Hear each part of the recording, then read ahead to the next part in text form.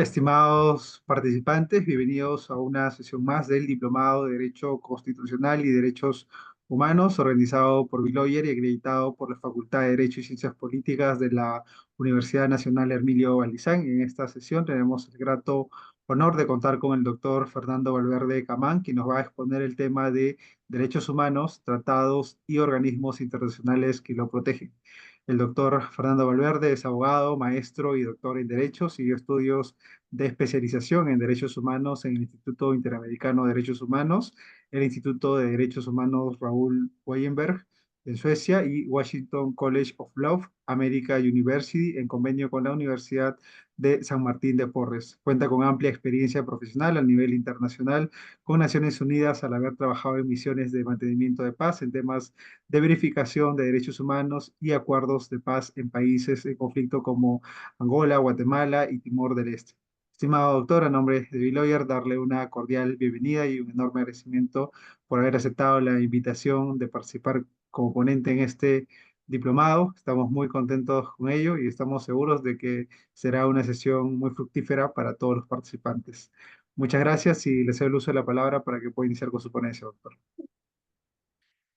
Gracias, estimado Anderson, muchísimas gracias.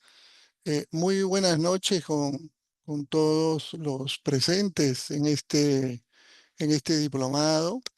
En primer lugar, agradecer a Bill Lawyer por la cordial pues, invitación que me cruzaron para poder participar en este diplomado.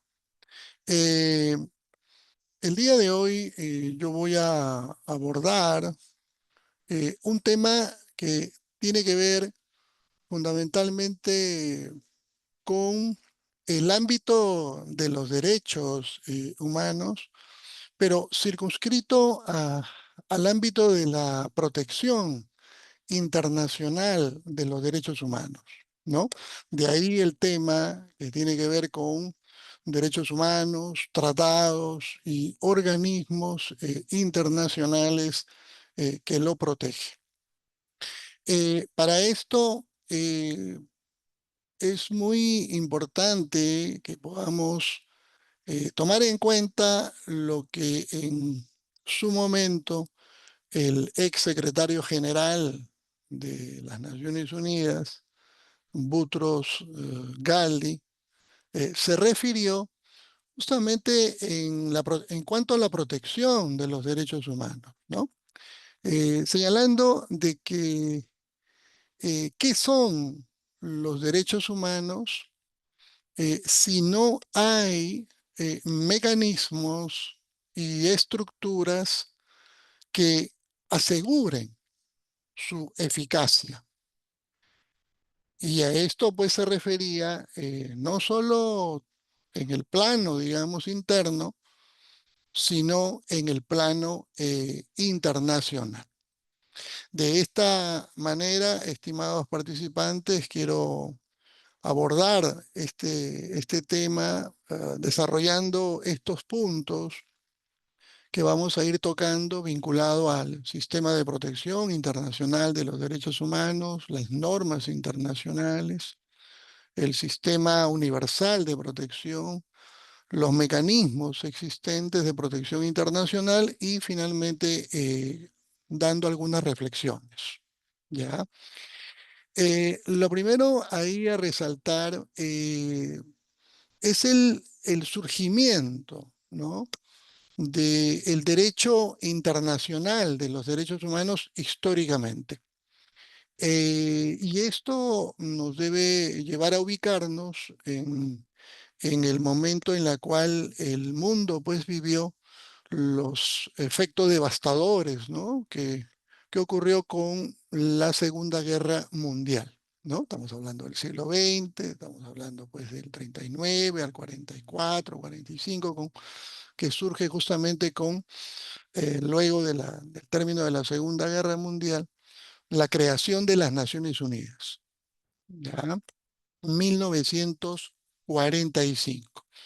Entonces, es a partir de ahí de que ya podemos comenzar a establecer todo el surgimiento de este nuevo corpus juris en el ámbito internacional, ¿no? Específicamente en el campo de los derechos humanos. Para esto es muy importante tener presente de que con el surgimiento de las Naciones Unidas en 1945, es a partir de ahí que se va trazando los cimientos de lo que vendría a ser la plasmación de un nuevo campo de protección internacional vinculado a los derechos humanos. Esto también tiene que ver con el surgimiento de una nueva rama, ¿no? En el ámbito del derecho internacional. Ya no hablamos únicamente de un derecho internacional público, ¿no? Donde en ellas se establecen las relaciones jurídicas entre los estados y los organismos internacionales, sino que va dando nacimiento a una nueva rama denominada Derecho Internacional de los Derechos Humanos, con todo lo que se iría construyendo de este nuevo rama a nivel internacional. De tal manera de que las Naciones Unidas estuvo siempre en la vanguardia de ir reconstruyendo todo este nuevo orden a nivel mundial, ¿no? Entonces, había una preocupación hasta ese momento porque obviamente no se tenía hasta ese momento un marco normativo específico que tuviera que ver justamente con el ámbito del reconocimiento y la protección de los derechos humanos, ¿no? Pero además es muy importante también tener en cuenta de que hasta ese momento los sujetos de derecho internacional estaban circunscritos en el reconocimiento como titulares a los estados, ¿no? De tal manera de que cuando se da el surgimiento de esta nueva disciplina del derecho internacional de los derechos humanos, se da también un nuevo reconocimiento en el ámbito internacional como nuevo sujeto de derecho internacional a favor del individuo, a favor del ser humano, en cuanto pues a sus derechos humanos y en cuanto a su protección internacional, como lo vamos a ir viendo. De tal manera que tener presente este punto de partida de 1945, que se crea todo este cuerpo normativo y sobre todo a nivel institucional. No solamente se trazó el corpus juris normativamente, ¿no? Sino que también se fue trazando esta estructura institucional, ¿no? Es decir, a través de los órganos que se irían creando para efectos de proteger los derechos humanos cuando sean pues vulnerados por parte de los estados, ¿no? Entonces ahí también tenemos otra consideración muy importante, ¿no? Eh, ahora, lo que también hay que tener presente que cuando se va creando todo este nuevo sistema, datos importantes a tomar en consideración. La protección de los derechos humanos hasta ese momento estaba circunscrito al ámbito interno de los estados, ¿no? No había esta posibilidad de recurrir a los organismos internacionales, ¿no? Al ámbito internacional para poder pedir protección de los derechos, ¿no? Era muy restrictivo, ¿no? Hasta ese momento. Inclusive, si cabría una posibilidad de que un ciudadano de un estado pudiera, ¿no? Apelar, ¿no? Para ir a los organismos internacionales existentes, ¿no?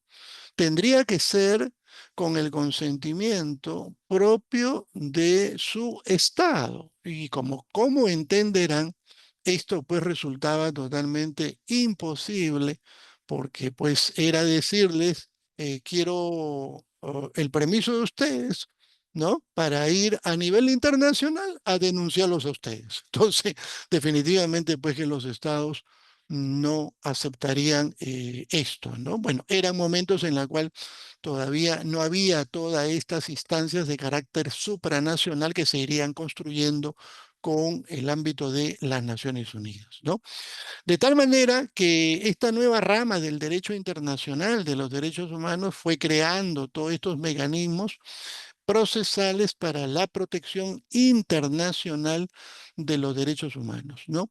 El fundamento, el sustento, la ratio de toda esta estructura, ¿no? Del sistema internacional gira pues en torno, como bien sabemos todos, de la dignidad de la persona, de la dignidad humana, ¿no? Entonces, ese es el fundamento, ¿no? De los derechos humanos y por ende, pues también del derecho internacional, ¿no?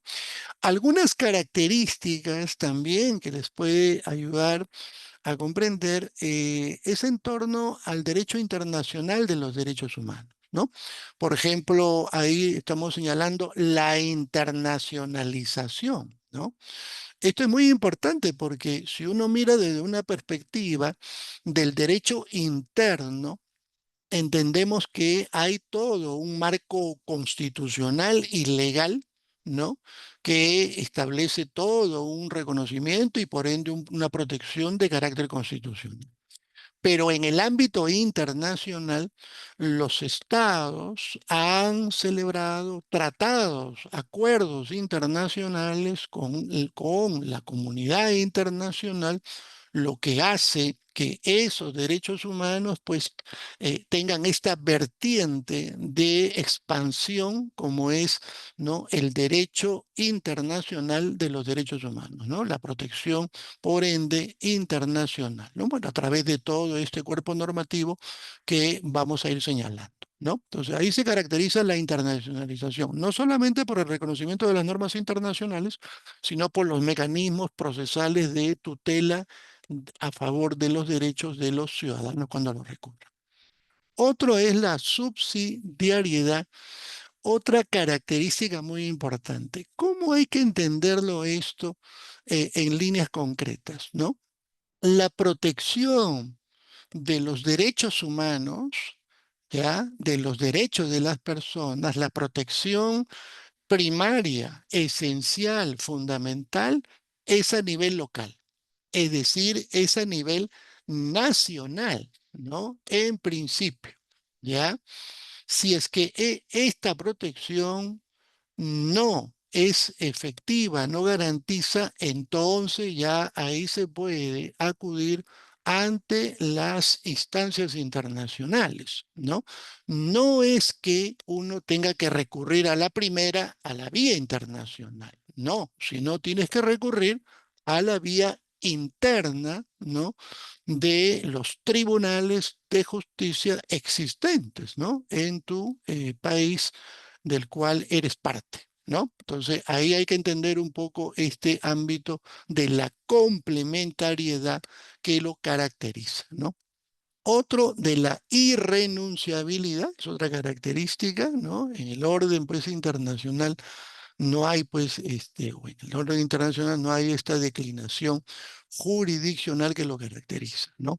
En cuanto a la progresividad, también es otra característica porque como vamos entendiendo, los derechos humanos a través del tiempo van a ir reconociéndose y por lo tanto también se van a ir expandiendo y van a ser progresivamente incorporados dentro del ámbito normativo, ya sea pues a nivel nacional como en el ámbito internacional, ¿no? Otra característica también pueden ver ahí es la socialización, ¿no? En cuanto a su alcance, ¿no? Esta horizontalidad, ¿no? Que es lo que caracteriza pues a los derechos humanos en el plano pues internacional, ¿no? No hay una jerarquización ni una dependencia o subordinación de unos derechos frente a otros, ¿no? Otra característica, como pueden ver, es la universalidad, ¿no? De los derechos humanos. Los derechos humanos en ese sentido, cruza las fronteras, ¿no? Ya el tema de la soberanía interna como límite va quedando en el pasado, ¿no? Ahora hay una apertura, ¿no? Ahora hay una globalización, llamemos así, de los derechos humanos. La universalidad también se extiende para todo tipo de culturas, todo tipo de culturas, ¿no? Entonces, más allá del debate que pudiera existir, ¿no? Entre, digamos, estas sociedades culturalmente, pero lo que sí hay puntos comunes convergentes que los estados van entendiendo es que es el tema de lo que hablábamos de la fuente de la dignidad humana, ¿no? De la dignidad humana. La dignidad humana que es justamente la esencia y el fundamento que caracteriza al ser humano como fuente irradiadora de todos los derechos, que es lo que nos refleja en nuestro desarrollo en la vida frente a otros y en uno mismo, por supuesto. El catálogo de derechos también es otra característica, esta obligación, ¿no? Que tienen los estados de cumplir, ¿no? Más aún si los estados, como lo veníamos diciendo, son parte, ¿no? De tratados de derechos humanos, pues obviamente estos tratados generan todo un vínculo, toda una obligación de carácter, pues, internacional, ¿no? Acá solamente un punto también, ¿no? Recuerden que cuando los estados firman o aceptan ser parte de un tratado internacional, debe entenderse que este Estado lo decide, ¿no? En principio, soberanamente. Acá no hay ningún sometimiento, ninguna imposición, sino es la expresión de esa política en el ámbito internacional que los países suscriben, ¿no? Los tratados, y en este caso, pues, de los tratados internacionales. Por ejemplo, por lo tanto, digamos, los efectos vinculantes hacen comprender que de ellas se generan derechos y obligaciones que tienen que ser cumplidos, ¿no? Que tienen que ser cumplidos por los estados, ¿no? Perfecto.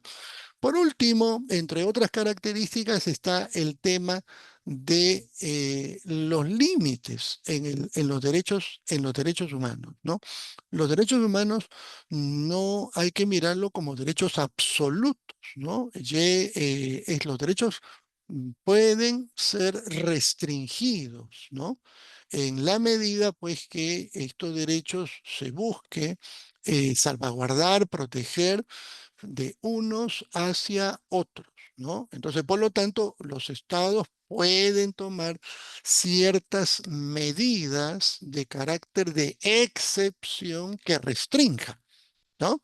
Temporalmente, ¿no? Ciertos derechos hasta que se vuelva a la normalidad. No crean que en este sentido los estados actúan arbitrariamente, ¿ah? No, no, no, no. O sea, lo que quiero decir es que los estados en esta línea están bajo la supervisión, bajo el control, ¿no? De la comunidad internacional, ¿correcto? Y tienen que dar cuenta cuando suceda estas restricciones en el ámbito, pues, en el ámbito interno, ¿ya? Bueno, entonces estas son algunas de las características que quería hacerles presente, estimados participantes, para conocer un poco cómo el derecho internacional, pues, tiene estas principales, ¿no? Características. En este punto, destaco lo que había ya dicho algunas líneas, ¿no? En cuanto a la protección primaria, ¿no? Hablamos de la protección primaria, nos referimos a la protección, ¿no? Nacional, a diferencia de la internacional, como les dije, que debe darse en los tribunales a donde acude, ¿no? La persona, el ciudadano, ¿no? Cuando vea que sus derechos, pues, son vulnerados, son amenazados, ¿no? Entonces tiene que recurrir pues ante las instancias nacionales que están establecidas, ¿no? De ahí que ustedes pueden observar justamente, ¿no? La actividad primaria, ¿no? Como hemos señalado, de protección, pues recae sobre las autoridades nacionales, ¿no? Porque recuerden que en el ámbito interno, en el ámbito, ¿no? De cómo está constituido en el ámbito constitucional, por ejemplo, hay pues los tribunales de justicia que reconocen los derechos fundamentales y también se establecen las garantías constitucionales de donde uno puede acudir, no envíe el amparo, el habeas corpus, el habeas data, ¿no? Entonces, pues en este ámbito, pues hay toda una serie de instancias donde tiene que recurrirse. Entonces, no es que, por eso decía que uno pues tiene que ir, se puede ir directamente, no, tiene que ir a la protección nacional que denominamos protección primaria de los derechos humanos, ¿no?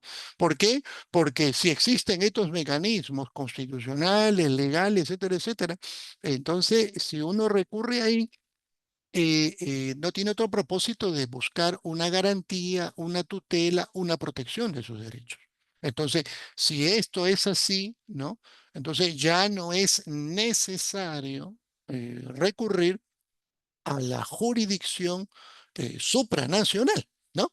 En concreto a la vía internacional. Ya no tiene sentido porque ya esto fue amparado, protegido por el Estado, ¿no? A través de las instituciones correspondientes. Muy distinto es cuando esto no suceda y es ahí donde se habilita, ¿no? Esta vía de poder recurrir ante la jurisdicción supranacional. ¿Ya? ¿Estamos? Perfecto, perfecto. Bueno, mire, en este punto quería también destacar de que podemos hablar que en el presente es de conocimiento, ¿no? De todos, de que hay todo un sistema, vamos a ponerlo así, internacional de protección de los derechos humanos, ¿no? Y este sistema internacional vamos a ponerlo, tiene su creación, ¿no? En las Naciones Unidas, en las Naciones Unidas, ¿sabe? ¿No? Surge con la ONU, ¿no? Por eso empezábamos diciendo cómo es que surge todo esto, ¿no? El derecho internacional de los derechos humanos, la protección internacional, ¿no? Las normas internacionales. Entonces, obviamente, Naciones Unidas es el fundamento, el pilar que comenzó a estructurar, ¿no? O es el arquitecto, ¿no? De toda esta construcción del sistema de protección internacional de los derechos humanos, ¿no? Luego del sistema, ¿no? Universal, ¿no? Sistema universal, sistema mundial, ¿no? Como quieran asimilarlo, se deriva, ¿no? Diversos sistemas regionales de protección de derechos humanos, ¿no? Esto se ha venido dando, lo vamos a ir tocando también en adelante, solamente un adelanto, se ha venido dando en función, por ejemplo, de los continentes, ¿no? Que fueron estableciéndose los mecanismos de protección de los ciudadanos ubicados pues culturalmente en los diversos continentes del cual no pertenecen nuestros pueblos, ¿no?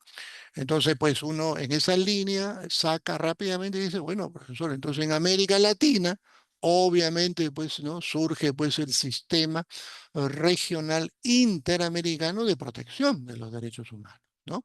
Entonces, si te vas a Europa, ¿no? Por ejemplo, pues, ¿no? Ciudadano de Europa, otra cultura, entonces también ahí se forjó el sistema regional, ¿no? Europeo de protección de los derechos humanos. Te vas a África, ¿no? Otro gran continente, como saben todos, pues también ahí se ha ido forjando también un sistema regional de protección africano, africano. ¿no? En materia de derechos humanos. Bueno, y finalmente, pues está como otro ejemplo más, ¿no? El sistema regional asiático, ¿no? El continente, pues, de Asia, otro continente, pues, que aglutina, pues, a muchos países de ese lado, que también se ha ido forjando este sistema regional de protección de los derechos humanos, ¿no? Entonces, para los ciudadanos de esos países. Entonces, así se ha venido construyendo todos estos sistemas regionales de derechos humanos, ¿no? Pero tomando en cuenta, como dije, partiendo de la ONU, de las Naciones Unidas. ¿Cuál es el, digamos, cuál es el fin común? ¿No? Como se dan cuenta todos, es que se establezca esta garantía, ¿no? Esta protección de los derechos, ¿no? De las personas, de los ciudadanos, de cada continente, ¿no? De cada continente, cuando los estados, vamos a ponerlo así, pues los estados, vamos a ponerlo, fallan, ¿no? Fallan, ¿no?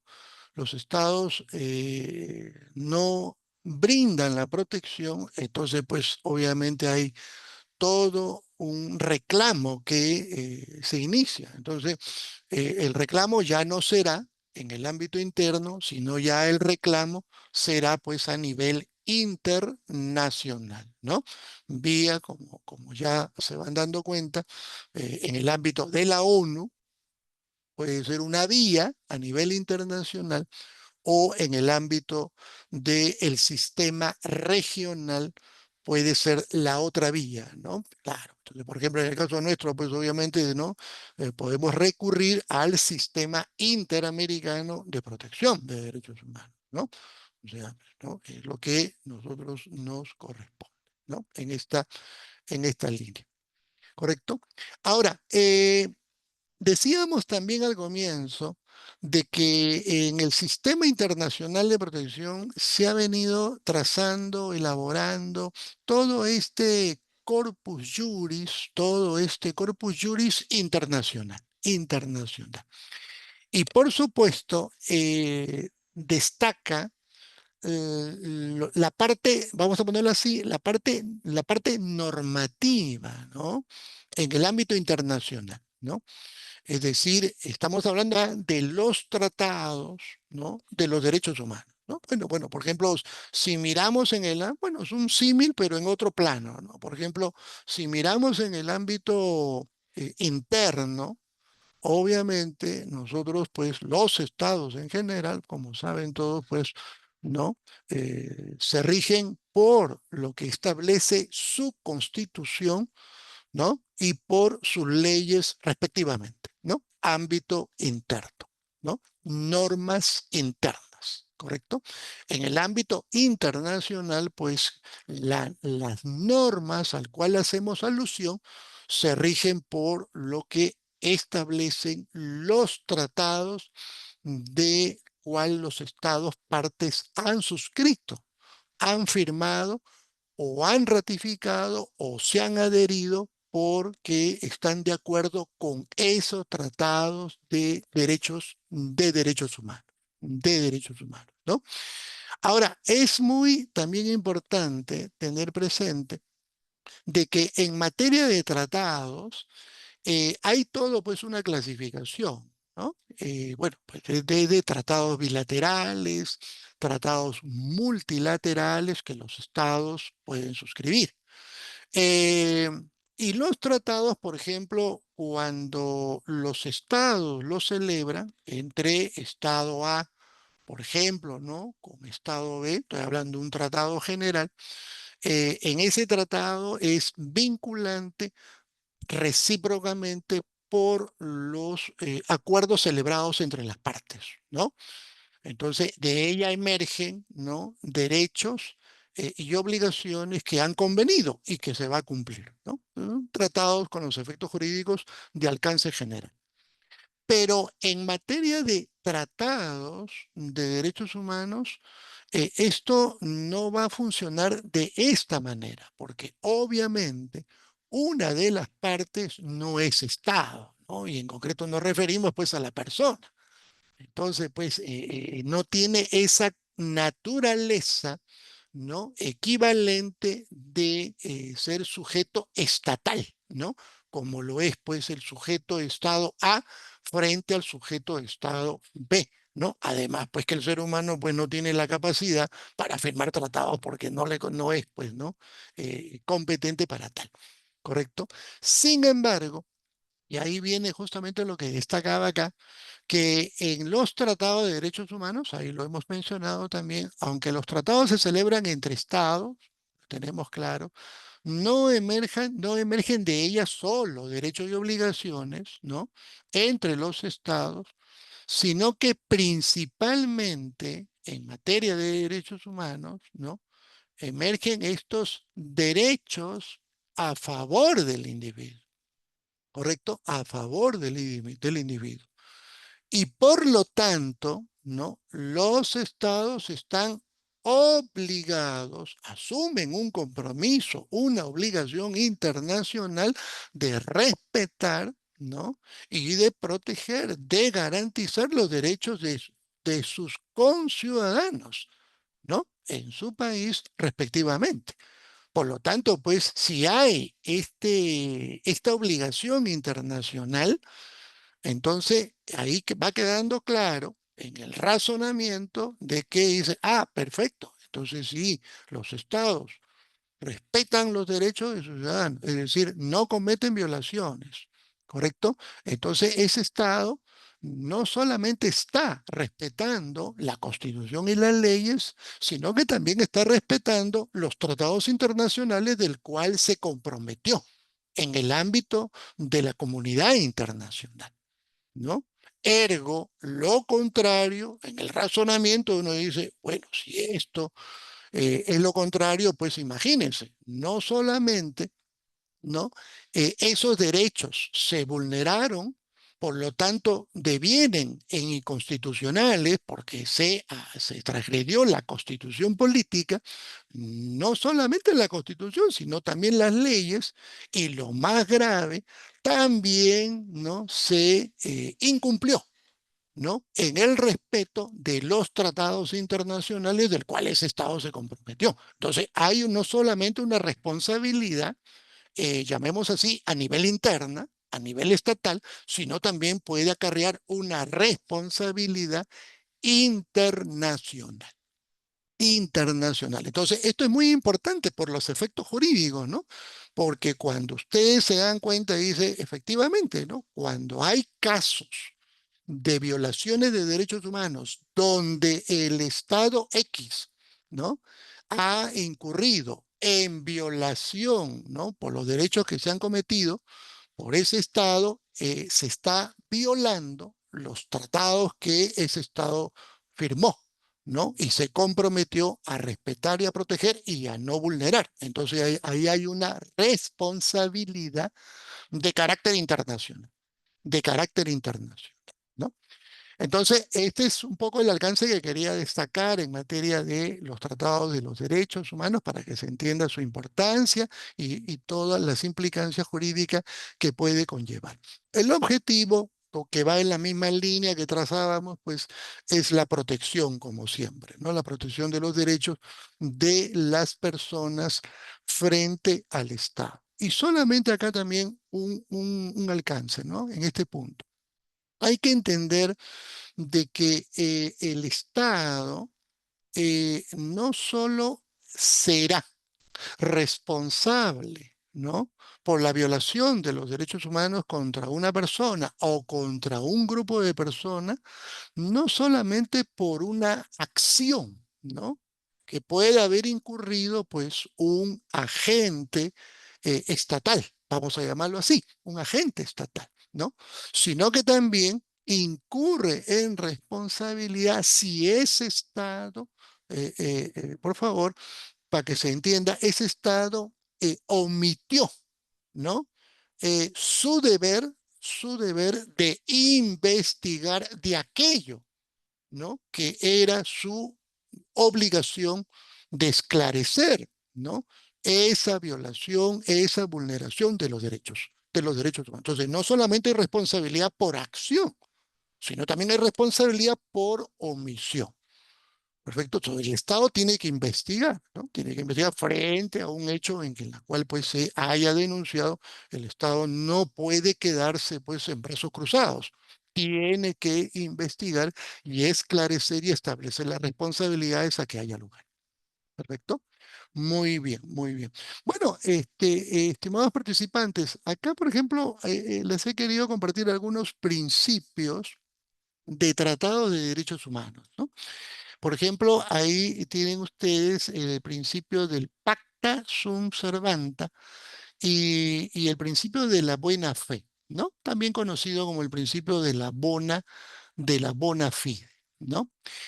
Bueno, el pacta de sunt servanda porque es una expresión latina, ¿no? Que traducida pues debe entenderse que lo pactado, lo acordado, lo establecido entre partes debe cumplirse, ¿no? Debe cumplirse, ¿no? Entonces, pacta sunt servanda, ¿no?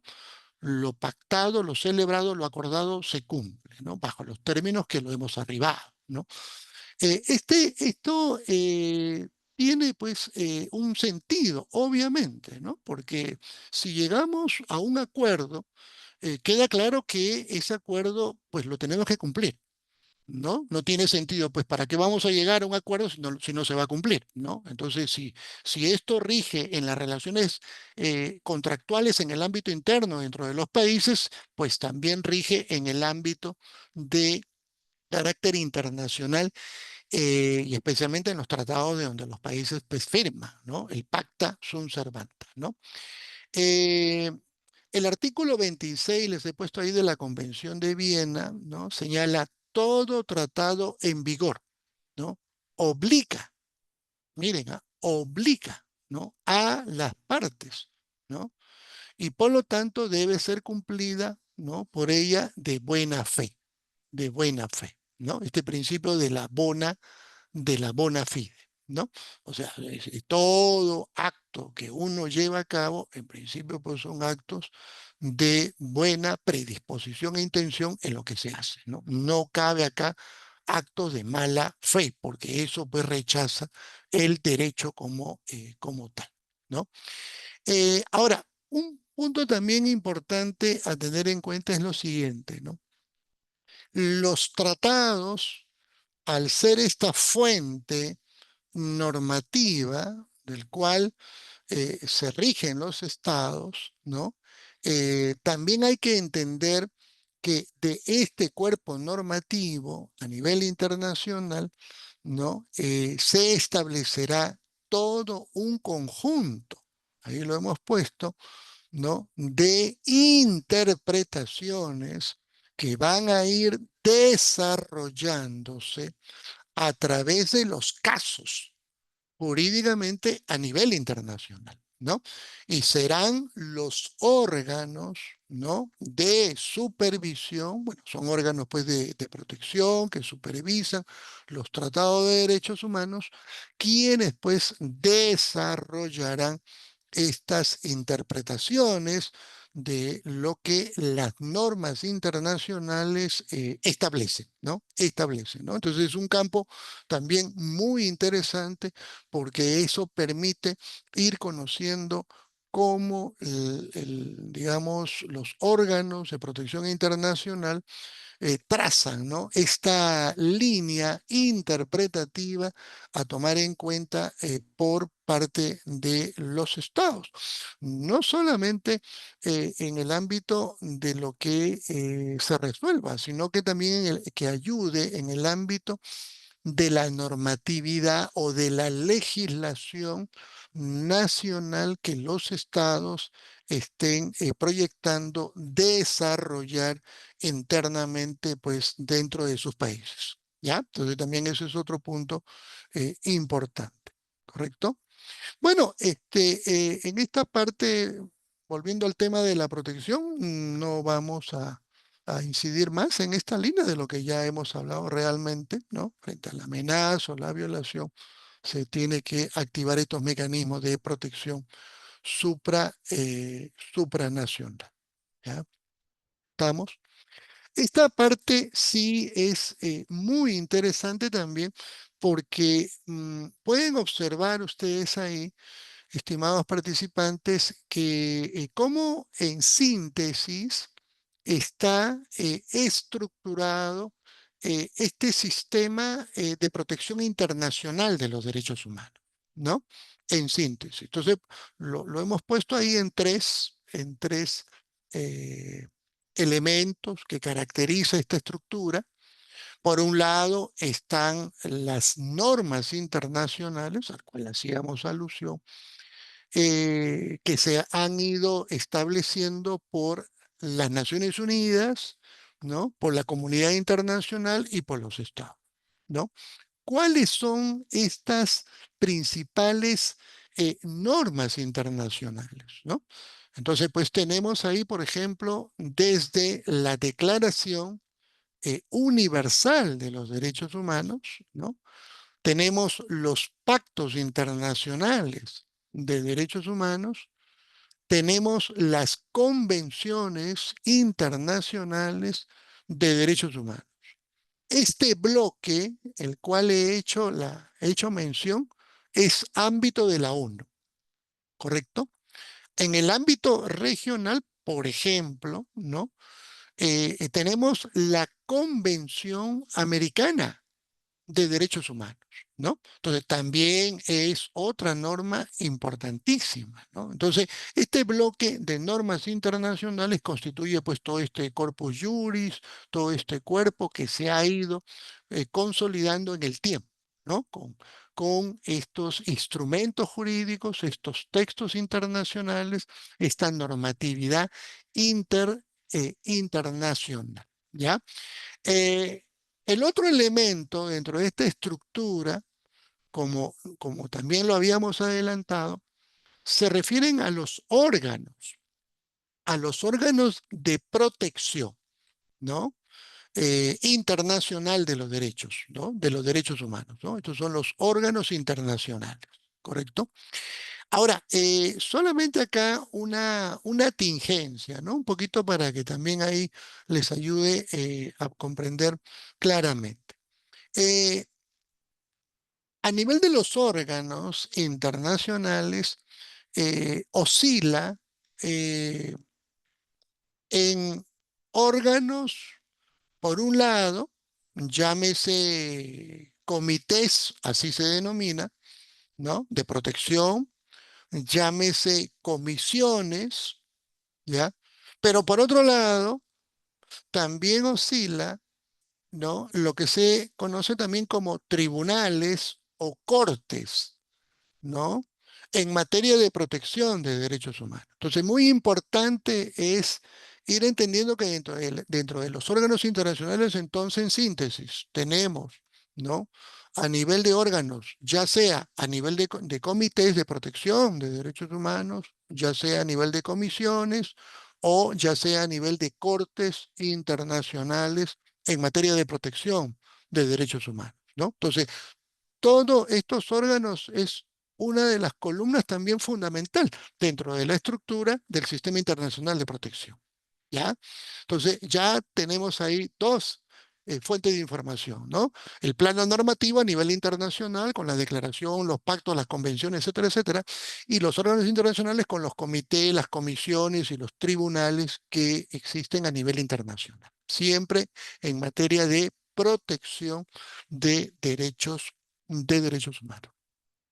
Y el tercer elemento, como pueden observar, se refiere a los procedimientos. Yo diría, esto, bueno, digamos la parte procesal, ¿no? La parte procesal, ¿no? De procedimientos internacionales. ¿Por qué?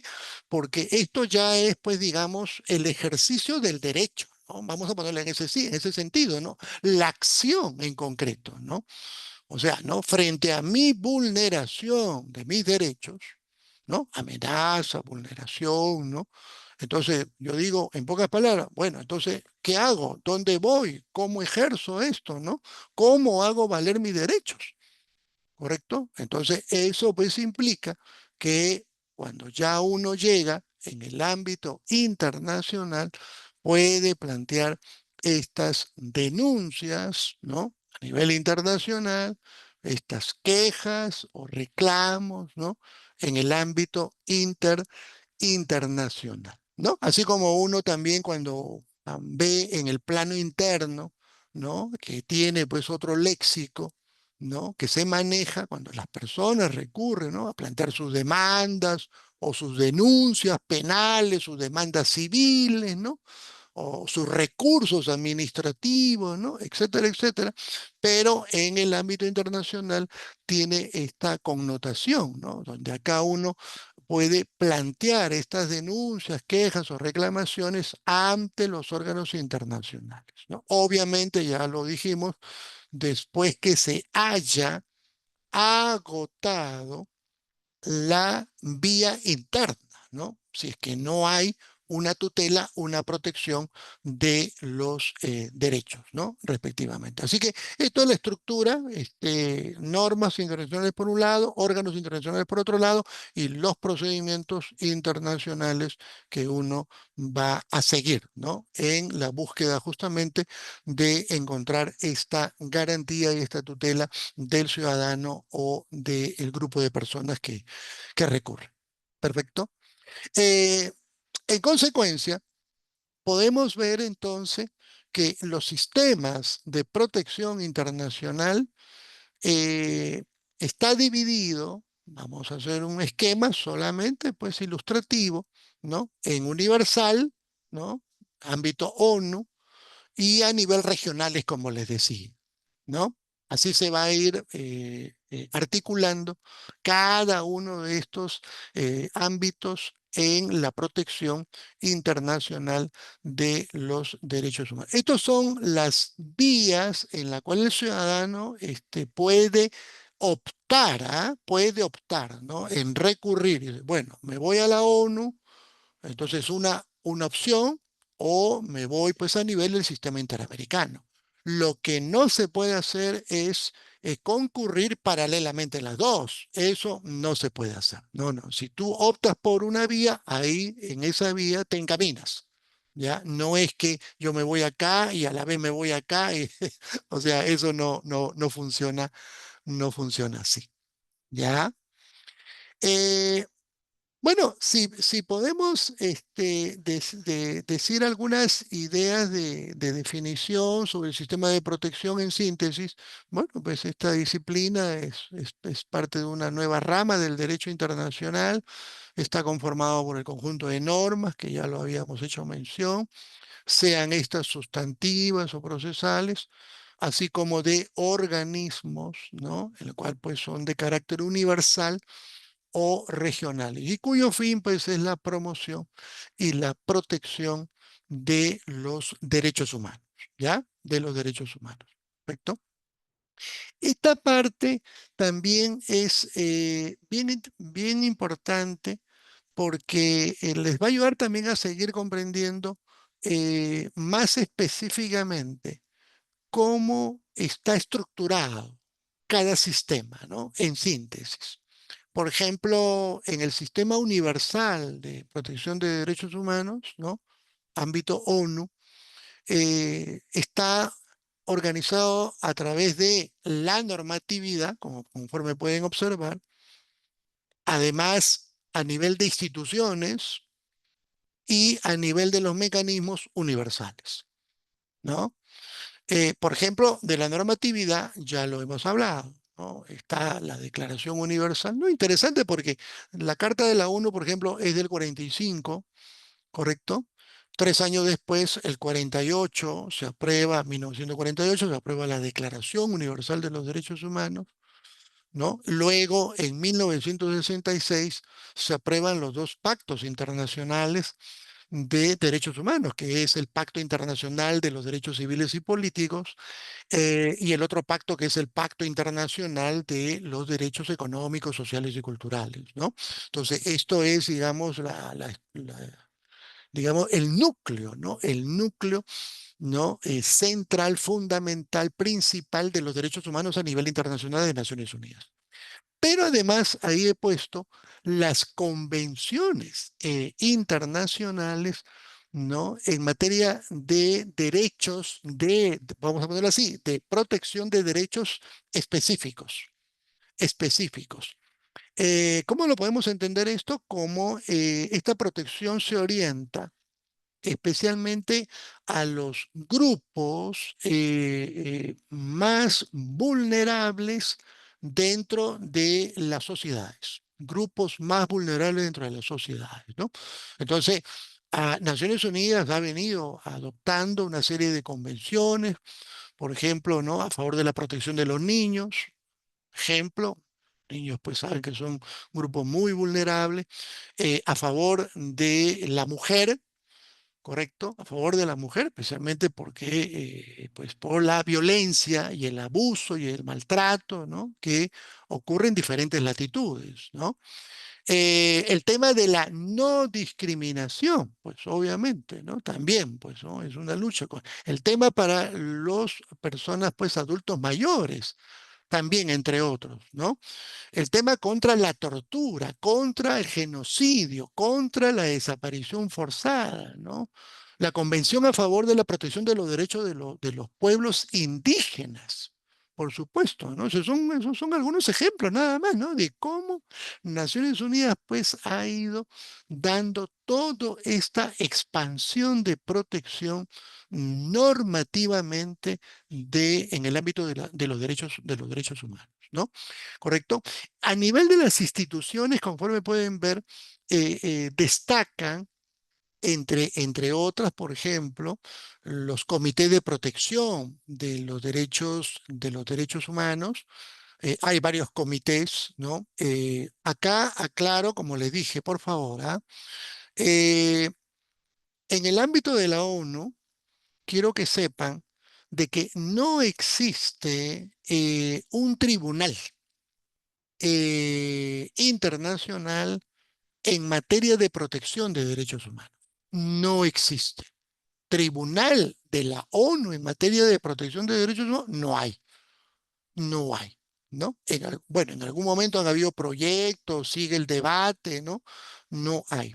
Entonces, lo que se sigue, digamos, trabajando en materia de protección es a través de los comités, a través de los órganos que tiene Naciones Unidas, como por ejemplo el Consejo de Derechos Humanos, a través de la oficina del Alto Comisionado, ¿no? Para los Derechos Humanos, ¿no? Son estos órganos institucionales que han venido y siguen pues funcionando, pues conociendo de denuncias, de casos y de situaciones que ocurren en el mundo en materia de violación de los derechos humanos, ¿no? Entonces, bueno, ahí tienen el alcance en este sentido. Bueno, he puesto solamente algunas, por supuesto que hay muchas más. Y finalmente están los mecanismos universales, ¿no? Estos mecanismos son los mecanismos de protección en materia de derechos humanos, ¿no? Estos comités de protección son justamente los que examinan de aquellas denuncias que se presenten ante el ámbito de la ONU. Estos comités son los que supervisan el cumplimiento por parte de los estados de los tratados que ha suscrito. ¿Correcto? Entonces ahí hay un trabajo muy arduo que lleva a cabo los comités y que emiten informes estableciendo, ¿no?, las vulneraciones, las responsabilidades en que se haya incurrido por parte de los estados, ¿no? Por otro lado, también están los relatores especiales de derechos humanos de la ONU, son estos expertos, funcionarios de Naciones Unidas, expertos profesionales que son contratados para que trabajen como relatores y den seguimiento a una situación temática determinada en materia de protección de derechos humanos, ¿no? Bueno, esto es un poco el tema de sistema universal. En el sistema regional de protección de derechos humanos, ahí tenemos, por ejemplo, a nivel del sistema interamericano, ¿no? Tenemos en el ámbito normativo regional, como les hablaba, bueno, está de la Carta de la OEA, la Declaración, ¿no?, de Derechos y la Convención Americana de Derechos Humanos, ¿no? Bueno, también está el protocolo y las convenciones regionales que se han venido suscribiendo en diferentes ámbitos de protección de derechos, ¿no? A nivel de los órganos, de las instituciones que caracteriza el sistema regional interamericano, como bien sabemos, pues está la Comisión Interamericana de Derechos Humanos y la Corte Interamericana de Derechos Humanos, ¿no? Bueno, también hay algunas relatorías, ¿no? Que se han venido implementando y también se han ocupado de una cuestión temática específica para darle seguimiento. Los mecanismos regionales también esto tiene que ver con la multiplicidad de funciones que llevan a cabo tanto pues la comisión o la corte, ¿no? Pueden realizar visitas in loco, es decir, visitas a los países de manera inconsulta, llegan y hacen todo un examen de la situación de los derechos humanos. Bueno, cuando ya se tiene pues una información previa y se va al lugar mismo, al terreno, ¿no? Mismo para constatar, verificar de aquellas situaciones que se están denunciando, ¿no? Hay observaciones, inspecciones o verificaciones que se hacen, ¿no? Hay investigaciones también puntuales en materia de derechos humanos, hay opiniones consultivas que se trabajan, ¿no? En materia también de derechos y también llevan actividades académicas como conferencias, ¿no? Para poder invitar a todos los grandes especialistas que puedan contribuir siempre en la promoción de los derechos humanos, ¿no? A nivel del sistema europeo, también pueden ver, miren qué interesante, con el mismo esquema, ¿no? Instrumento, estamos hablando del sistema regional europeo, ¿ah? Entonces, igual ahí está la fuente normativa, que es el Convenio Europeo para la Protección de los Derechos Humanos, que es lo que rige para allá. Allá hay un tribunal europeo, ¿no? Ah, miren, ve, acá sí tiene la connotación, como tiene la connotación a nivel interamericano, ¿no? Hay un tribunal europeo y los mecanismos que funcionan tan igual como la Corte Interamericana, pues es de la función contenciosa y la función consultiva en materia de derechos humanos, ¿no? Por otro lado, también lo que veníamos hablando de los sistemas universal y interamericano, bueno, que ya lo hemos venido mencionando. Bueno, lo interesante también acá es resaltar un poco que miren, en todos estos tratados que hemos venido hablando, el Perú siempre ha sido parte del es el sistema universal de Naciones Unidas y del sistema interamericano de Naciones Unidas. La vocación del Estado peruano es una vocación pro derechos humanos. ¿Correcto? Y así lo ha asumido en los diferentes tratados internacionales del cual el país ha suscrito. Estamos hablando como política de Estado. Y a mí me parece muy bien, ¿no? Más allá de las acciones que puedan incurrirse por vulneraciones, pero como política de Estado, el ser parte de la comunidad internacional y de los tratados que firma, etcétera, etcétera, dice mucho del país con la buena predisposición que tiene siempre en la promoción y protección de los derechos humanos a nivel internacional. ¿Ya? Los grupos vulnerables, que el cual hacía mención hace un momento, bueno, van desde las mujeres, los niños, los adultos mayores, los refugiados, desplazados internos, que por supuesto pueden haber otros grupos más, ¿no? Sino por tiempo ya ahí voy cerrando, ¿no? ¿Correcto? Bueno, el sistema universal, en el cual estábamos también haciendo ya mención, ¿ya? Estos son los instrumentos internacionales que también lo comenté, ¿no? La declaración, los pactos, ¿no? Etcétera, etcétera. Es interesante en este sentido, ¿ah? Miren, si ustedes observan, he hecho ahí la digresión ONU-OEA. Pueden observar que, por ejemplo, ONU he destacado comités, ¿correcto? Esta es la columna de comités. Y ya la otra columna está en la columna de instrumentos. Estoy hablando de la ONU. Si ustedes se dan cuenta, en los instrumentos me refiero a los pactos, a las convenciones. ¿Qué quiero decir con esto? De que de acuerdo a cada instrumento existe un comité, ¿no? Un comité que supervisa, ¿no? El pacto o el instrumento jurídico internacional, ¿ya? Entonces, esto es muy interesante para que se tenga en cuenta cómo y quién realiza esta supervisión del cumplimiento de los tratados internacionales de derechos humanos, ¿ya? Perfecto. Muy bien.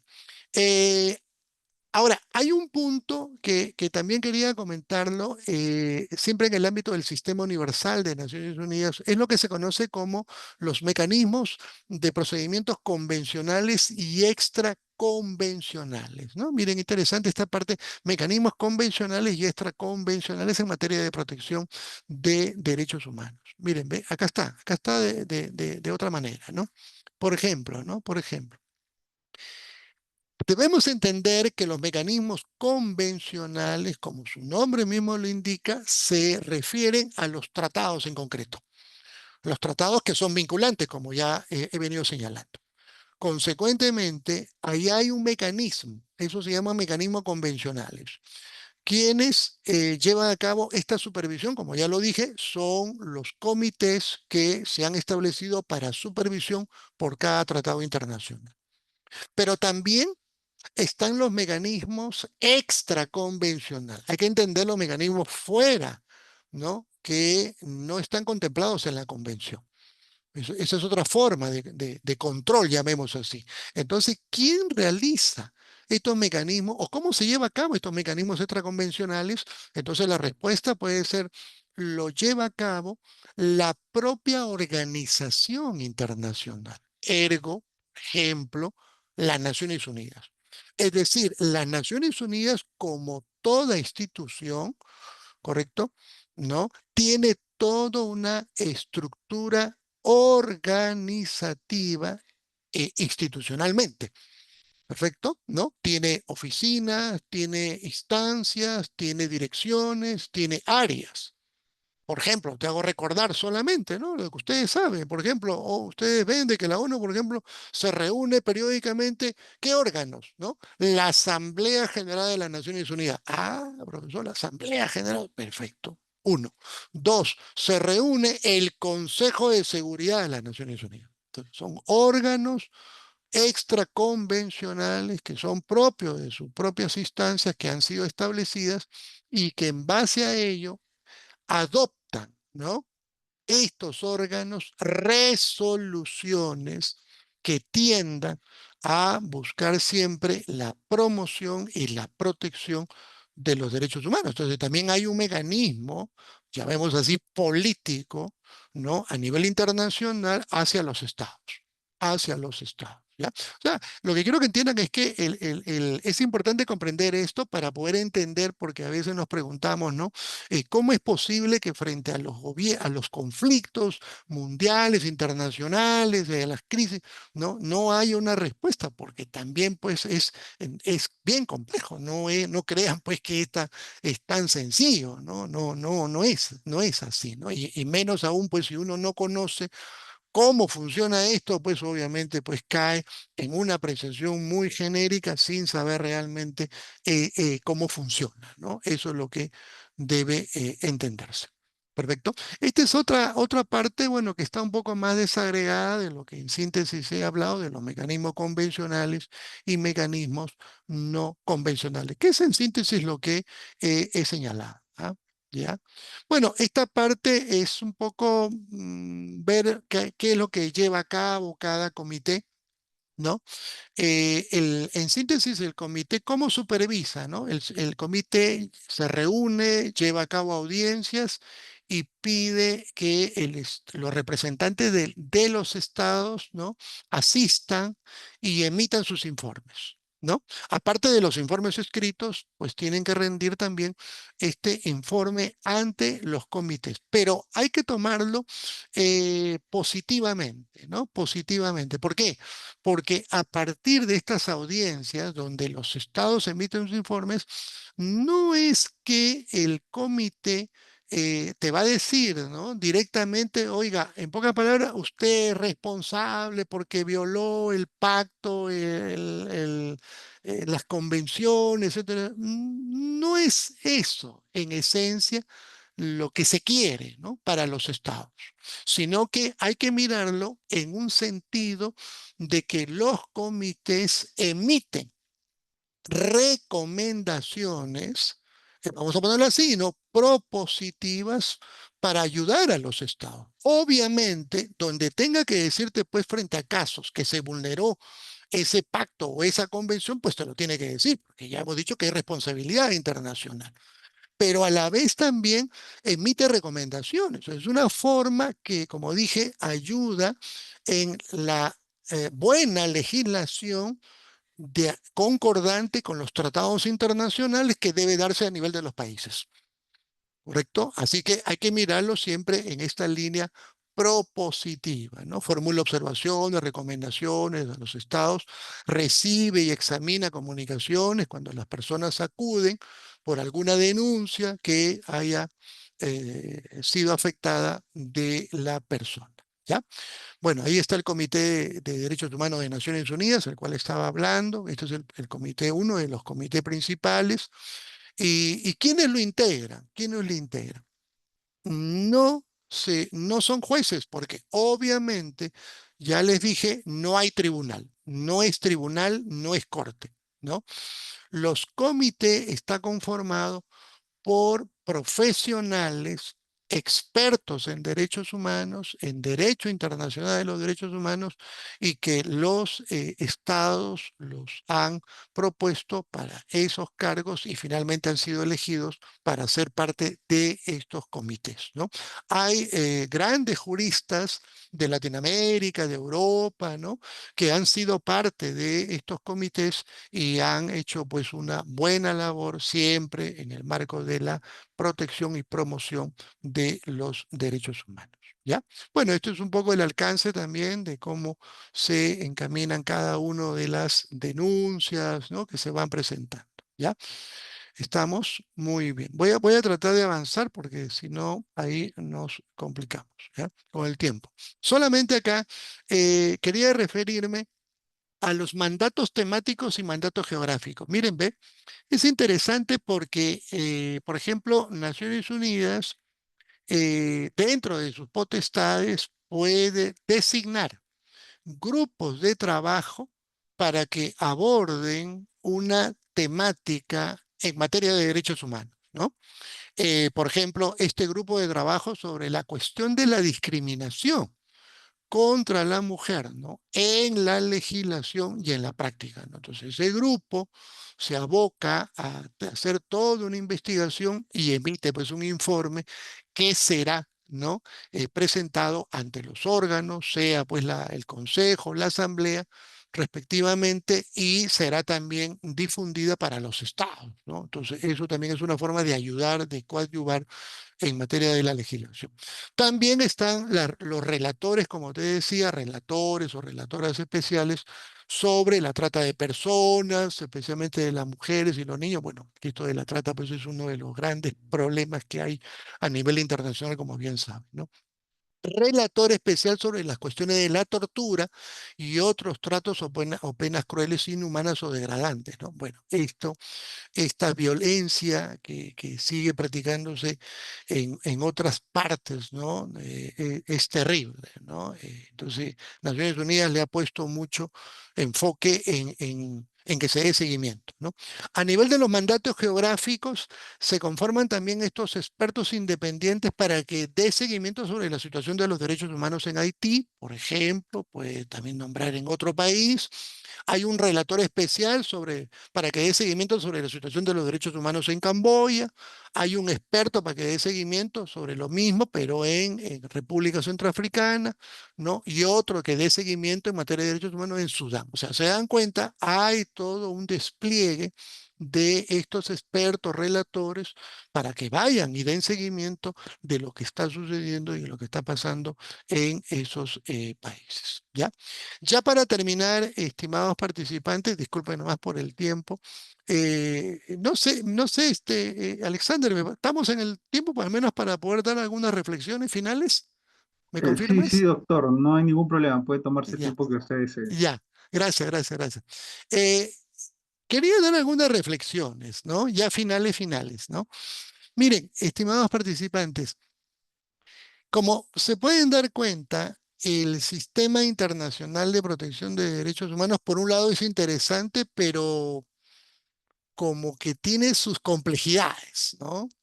De quien no está muy cerca, lo puede hacer difícil entender cómo funciona, ¿no? Eh, pero creo que en esta sesión ha ayudado bastante cuando hemos dicho esa estructura, ¿no? Normas, la normatividad, los órganos de protección y los mecanismos, ¿no? Que se emplean. Entonces, una primera reflexión, ¿no? Es que hay que reconocer que hay todo un avance muy significativo desde la perspectiva del derecho internacional de los derechos humanos que se ha venido desarrollando, ¿no? En el plano normativo, ¿no? Por un lado, en el plano institucional, como veníamos señalando, de reconocimiento y protección de los derechos humanos, ¿ya? Eso es la primera reflexión, ¿correcto? ¿Ya? Y nos quedamos cortos. ¿Por qué? Porque sigue expandiéndose el reconocimiento de nuevos derechos. Solamente ahí recuerden ustedes de que, por ejemplo, en materia de derechos humanos, en materia de las generaciones de los derechos humanos, ya en estos tiempos, pues ya quedó corto de que no hay una primera generación de derechos humanos únicamente, tampoco la segunda, tampoco la tercera. Ahora pues ya estamos hablando de una cuarta y algunas otras hablan de una quinta generación de derechos humanos. La generación pues es el avance, ¿no? La evolución, el progreso que se va dando con el surgimiento de nuevos derechos, ¿no? Entonces, en esa línea, bienvenido sea. Todo lo que genere por los grandes cambios, las grandes transformaciones y dé pie a que se reconozcan nuevos derechos, que estos derechos queden insertados en nuevos instrumentos jurídicos internacionales. ¿Correcto? Que no se nos escape nada. Hay que impulsar, hay que promocionar nuevos derechos que puedan ser parte del plano normativo internacional. Y por supuesto, si la conquista se logra en el ámbito interno, ¿por qué no? Pues también en el ámbito internacional. O ha sucedido al revés. También ha sido el logro en el ámbito internacional, ¿no? Que los estados a nivel interno lo han también incorporado en sus regímenes jurídicos respectivamente. ¿Ya? Otra reflexión que nos puede llevar a cabo, ¿no? Es lo siguiente, ¿no? Eh, queda claro que ya hay estos sistemas de protección internacional, ¿no? Ámbito ONU o universal y ámbito OEA, entre otros. Perfecto. Y para esto se han dado pues todos estos instrumentos jurídicos, como lo estuvimos señalando, en materia de derechos humanos, ¿no?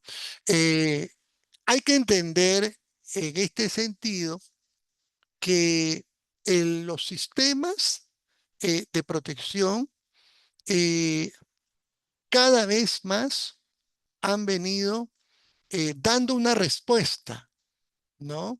Frente a las denuncias, frente a las violaciones de los derechos humanos que los estados han incurrido, ¿ya? Y los sistemas internacionales han mantenido llamemos así, su firmeza y no han tenido ninguna temeridad, llamemos así, frente a regímenes autoritarios o dictatoriales que se atrevieron a juzgar y a condenar a, a muchas de estas o muchos de estos órganos de protección de derechos humanos, ¿no? Tratando pues de politizar, ¿no? Y en esa línea pues los sistemas han sabido estar a la altura, ¿no? En dando respuesta sobre la base de los tratados internacionales de derechos humanos. O sea, mi respuesta, digamos, hipotéticamente, ¿no? Como sistema internacional es un momentito, ¿no? De la situación política que vive ese país, hay violaciones graves a los derechos humanos. Por lo tanto, usted está incurriendo en violación a los tratados de derechos humanos. Entonces, yo, por lo tanto, tengo que informar y establecer las responsabilidades en que se ha incurrido. ¿no? Ahora, si usted a esto no le gusta, eso es un tema de usted que tiene que resolver, porque usted es parte de ese tratado internacional, ¿sí o no? Entonces, eso es un punto que hay que también tratar de meditarlo, evaluarlo para tenerlo claro en esa reflexión. Otro punto es el desarrollo cada vez más firme, como lo venía diciendo, del sistema, pues, ¿no? Internacional de protección, implementando estos instrumentos jurídicos mucho más elaborados con instituciones de carácter supranacional, ¿no? Esto permite reafirmar, ¿no? Llamemos así, la vigencia universal de los derechos humanos, ¿ya? Ahora, acá también quiero agregar una reflexión, ¿no? Mire, cuando nosotros decíamos, por ejemplo, ¿no? Todo esto se fue construyendo entre el 45 y el 48. Bueno, obviamente estamos en el siglo XXI, ya es otra época, entonces, pero se ha mantenido, se siguen manteniendo los grandes principios universales. Obviamente, la interpretación, ¿no? Que uno haga de los derechos, cómo fueron concebidos, ¿no? En 1948 respondió a a un mundo diferente, ¿no? ¿Sí o no? 48, pues mire, un mundo diferente. Pero, lo que hay que entender es que los intérpretes, ya, llámense los órganos de protección, llámense los comités, llámense los tribunales, ¿no? Llámense los estudiosos, ¿no? Los doctrinarios, los teóricos, los juristas, los profesores, los investigadores, ¿no? ¿No? La jurisprudencia también, ¿no? Que se han emitido, ¿no? Así como las resoluciones de casos a nivel internacional han establecido, entre otros, ¿no? Que en materia de derechos, ¿no? Hay toda una evolución. Los derechos no pueden ser interpretados estáticamente en función a lo que se dio en el 45 o en el 48, perdón, porque estaríamos quedándonos congelados, ¿no? En esa época. Entonces, ¿qué quiero decir con esto? Que, que ha surgido, ¿no? Todo un desarrollo de una interpretación dinámica, ¿no? En materia de derechos, de una interpretación evolutiva en materia de derechos. Entonces, eso ha ayudado a tener un mejor razonamiento jurídico en el análisis, pues, de los casos, ¿no? Siempre, obviamente, cuidando los valores, los principios, ¿no? Que caracterizan, pues, ¿no? En el campo de los derechos humanos a nivel internacional, ¿ya? Así que eso es una reflexión que quería también señalar. Y ya para ir cerrando en esta parte, así como resaltamos, destacamos, ¿no? Lo bueno, digamos, lo positivo, ¿no? Entre otras cosas, efectivamente sí reconocemos, ¿no? Todo este gran avance que se ha venido dando, ¿no? Eh, Quedan incógnitas, por ejemplo, ¿qué sucedería, ¿no? Si en algún momento se crea un tribunal, ¿no? Universal de protección de derechos humanos, ¿no? Eso es un tema pendiente, ¿no? ¿Funcionaría? ¿Cómo se podría plantear esto, ¿no? Eh, lo que existe, bueno, ese es otro, pues ese es otro, digamos, eso tiene otro ámbito, ¿no? Seguramente habrán escuchado, pues, por ejemplo, es la Corte Internacional de Justicia de La Haya, pero la Corte, pues, es el Tribunal de Justicia Mundial, ¿no? No es, pues, no ve cuestión de derechos de las personas, ve cuestión de conflictos de derecho internacional entre los estados. Entonces, no. O sea, cuando un estado tiene un problema con otro estado por una cuestión fronteriza, qué sé yo, ¿no? Por un conflicto territorial, se van al tribunal de La Haya, ¿no? Entonces, pero no es que pues, el tribunal ¿no? Vea temas de protección de derechos, pues, ¿no? Ergo, por ejemplo, como la Corte Interamericana, no tiene esa connotación, ¿no? ¿Ya? Entonces, bueno, ahí queda también un punto por reflexionar sí, en una eventualidad podríamos estar pensando cómo sería ese tribunal eh, supranacional, mundial, universal, global, de protección de derechos humanos, ¿no? Por otro lado, ahí he puesto también que frente a todo este avance positivo, todavía aún existe, ¿no? Obstáculos para una plena vigencia, ¿no? Para una plena vigencia. Y proviniendo, pues he puesto ahí de regímenes autoritarios, ¿no? Todavía hay muchos países donde el autoritarismo se ha enquistado. Y esto es dañino y es incompatible con los derechos humanos y con el derecho internacional de los derechos humanos. Prueba de ello, en muchos de estos países se ha dado el éxodo de miles y miles y miles de personas, ¿no? Y no ha sido con, digamos, su buena voluntad de querer irse, porque simplemente se han visto forzados a salir del país, a huir del país, ¿no? Porque ya no hay opción de quedarse en el país, ¿no? Las oportunidades, las condiciones para estas personas ya se ve difícil. Además, hay un temor contra su vida, su integridad y su seguridad. Porque aquel que protesta o levanta la voz frente a regímenes autoritarios es la primera persona encarcelada y lo más grave, esa persona puede caer en ser persona desaparecida y al día siguiente no se sabe dónde está.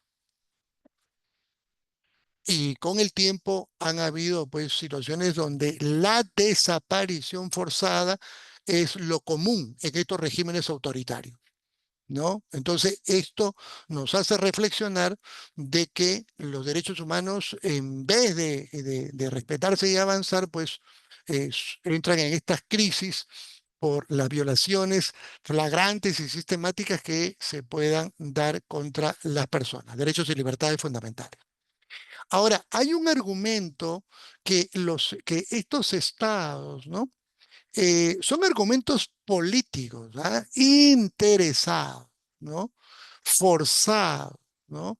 Para querer eh, desconcertar frente a aquel ciudadano que si no conoce los temas en otra dimensión puede caer en una confusión y creer que es cierto, ¿no? Entonces utilizan una falacia, ¿no? En materia de derechos humanos, ¿no?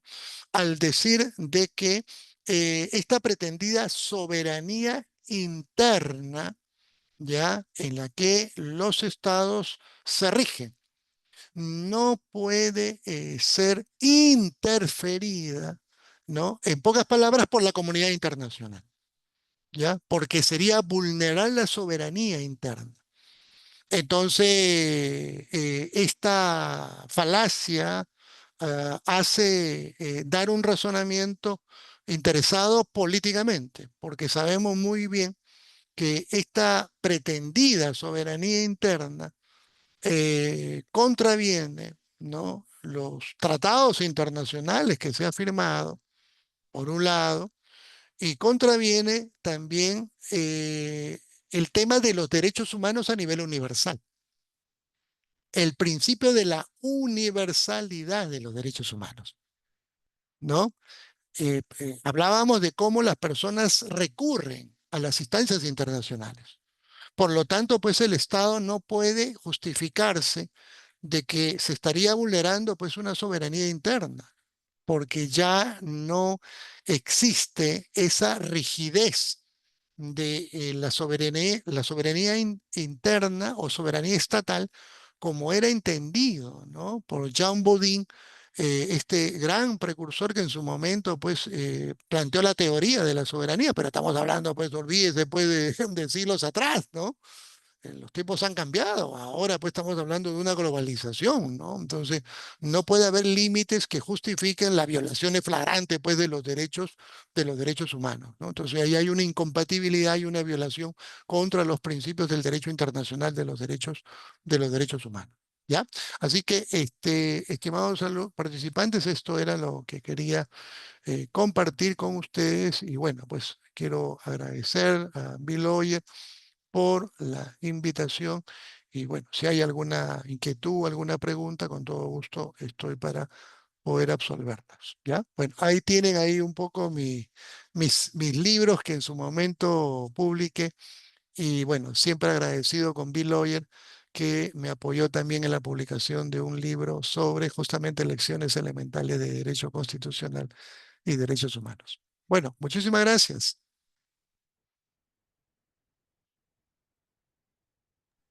Muchísimas gracias, estimado doctor, por la excelente disertación que nos ha brindado. Agradecemos muchísimo el apoyo y la consideración que tiene a nuestra institución. Y hay una pregunta, doctor, en el chat, se la leo, Claro, claro, adelante, adelante. eh, de Aníbal Escalante. Profesor, consulta, ¿cuáles son las consecuencias cuando un Estado se rehúsa a cumplir con las recomendaciones emanadas de un órgano supranacional? Mm, correcto, correcto, correcto. Bueno, bueno, es una pregunta muy interesante, ¿no? Eh, las implicancias pueden tener varias, ¿no? Varios efectos. A ver, pero lo que quiero partir es de una premisa, ¿no? La premisa es que eh, mm, debemos entender de que los estados cuando suscriben, ¿no?, estos tratados internacionales asumen una obligación en cumplirlas, ¿no? Y si no las cumplen, hay esta responsabilidad internacional. Por ejemplo, cuando los estados incumplen, tengan presente que los organismos, llámese, por ejemplo, Naciones Unidas o llámese la OEA, emiten un informe ante la Asamblea General de la OEA, en la cual dan cuenta ante los estados, ¿no?, del incumplimiento que, que se ha hecho por parte de aquellos estados que se ha demostrado la violación de los derechos humanos a nivel internacional.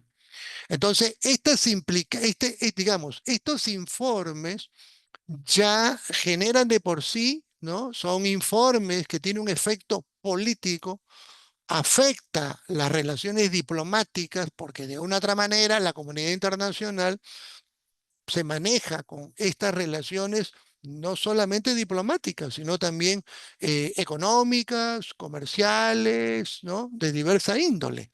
Entonces, cuando un Estado desea llegar a acuerdos con otros países, pero si de ese Estado se ha convertido en un Estado violador de los derechos humanos y así es puesto en la vitrina por su incumplimiento y responsabilidades que ha conllevado, pues obviamente ese mismo Estado puede caer en un aislamiento, ¿no?, por esta acción que ha llevado a cabo de vulneración de los derechos. Entonces, desde el punto de vista del orden de la comunidad internacional, eso serían las consecuencias que podría acarrear, ¿no? Acuérdense que los estados celebran acuerdos de cooperación, acuerdos de ayuda, acuerdos de entendimiento.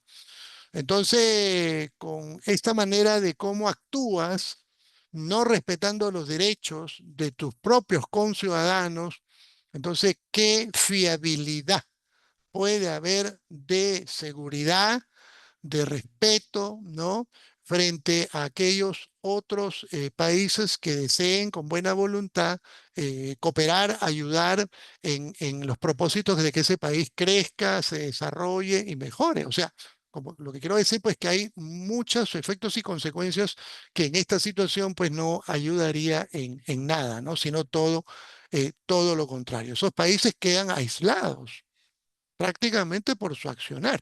Ejemplo, ustedes mismos pueden observar, por ejemplo, lo que pasó en Venezuela, ¿no? Lo que está pasando en Nicaragua, así como en otros países, ¿no? Así que eso es lo que podría decir al respecto. Muy bien. No sé si hay alguna otra pregunta, Alexander. Muchas gracias, estimado doctor. Si alguno de los participantes tiene alguna duda, una pregunta, puede levantar su manita y se le cederá el uso de la palabra, o puede dejar su pregunta en la bandeja de mensajes que el doctor con gusto lo responderá.